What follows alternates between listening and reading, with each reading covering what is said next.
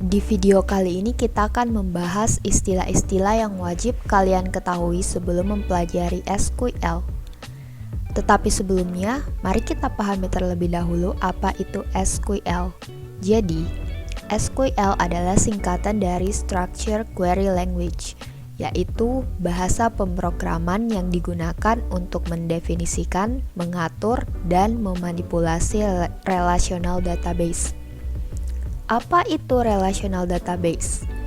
Relational database adalah salah satu jenis database yang menyimpan data dalam bentuk tabel dan terdapat relasi atau hubungan di antara tabel-tabel di dalam database tersebut.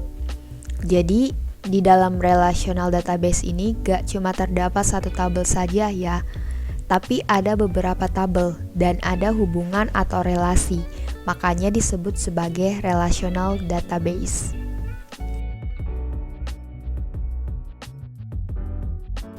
Mari kita lihat contoh database penjualan ini. Apa yang kita lihat ini tuh namanya skema. Apa itu skema? Jadi, skema adalah blueprint atau framework bagaimana data-data yang ada di dalam suatu database itu tersusun. Di skema ini kita bisa melihat tabel-tabel yang ada di dalam database, relasi antar table, kolom, tipe data, bahkan constraint apa saja yang ada di dalam database. Jadi guys, kalau kalian ingin lebih memahami bagaimana struktur ataupun isi dari suatu database, lihat saja skemanya. Nah, kita fokus ke tabel produk. Jadi di dalam tabel produk ini tuh terdapat terdapat 6 kolom, yaitu kolom ID, product name, product description, product type ID, unit, dan price per unit. Nah, sedangkan ini adalah tipe datanya. Mari kita memahami berbagai macam tipe data di dalam database ini.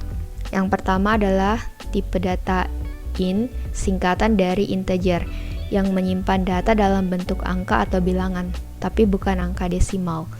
Selanjutnya adalah tipe data varchar, yang merupakan singkatan dari variabel karakter, di mana varchar ini tuh bisa menampung huruf, angka, ataupun spesial karakter. Nah, maksud angka 64 di dalam kurung ini tuh artinya product name, kolom product name ini tuh bisa menampung hingga 64 huruf atau karakter. Kalau varchar yang 255 ini tuh berarti bisa menampung hingga 255 karakter.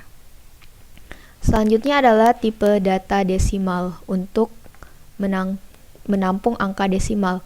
Nah, maksud angka 8,2 di dalam kurung ini tuh artinya angka 8 ini tuh adalah bisa menampung hingga 8 angka atau digit.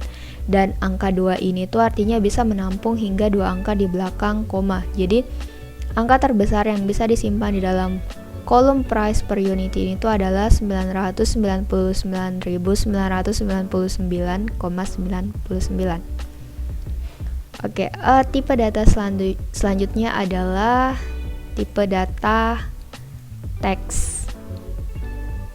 Nah, tipe data teks ini tuh hampir sama dengan varchar, bedanya bisa menampung lebih banyak huruf atau karakter, jadi lebih panjang dari varchar ya. Nah, tipe data teks ini cocok untuk kolom deskripsi ataupun keterangan yang biasanya agak panjang. Nah, tipe data selanjutnya adalah timestamp, yaitu untuk menyimpan tanggal dan waktu. Nah, contohnya di kolom time created ini itu mencatat kapan suatu shipment terjadi. Jadi dari tanggal, jam, menit, hingga ke detiknya. Selain itu terdapat juga tipe data date, tetapi tidak terdapat di dalam database ini. Jadi date itu untuk menampung data dalam bentuk tanggal. Jadi cuma tanggal saja, tidak sampai ke jam, menit, dan detiknya seperti tipe data timestamp. Nah, ada juga tipe data boolean untuk menampung satu di antara dua pertanyaan, yaitu true or false. Selain itu, kita juga wajib mengetahui apa itu constraint di dalam database. Jadi constraint itu adalah batasan atau semacam aturan seperti apa data yang bisa dimasukkan dalam suatu kolom. Jadi constraint ini tuh memastikan integritas data dan menjaga agar data dengan format yang salah tidak dimasukkan. Nah, jadi ini tuh adalah tipe constraint yang ini. Nah, tipe constraint yang pertama yang akan kita bahas adalah N. Jadi N ini tuh singkatan dari not null. Maksudnya adalah datanya adalah tidak boleh null atau kosong. Jadi guys, di kolom company name ini karena ada constraint not null, jadi tidak boleh ada data yang kosong.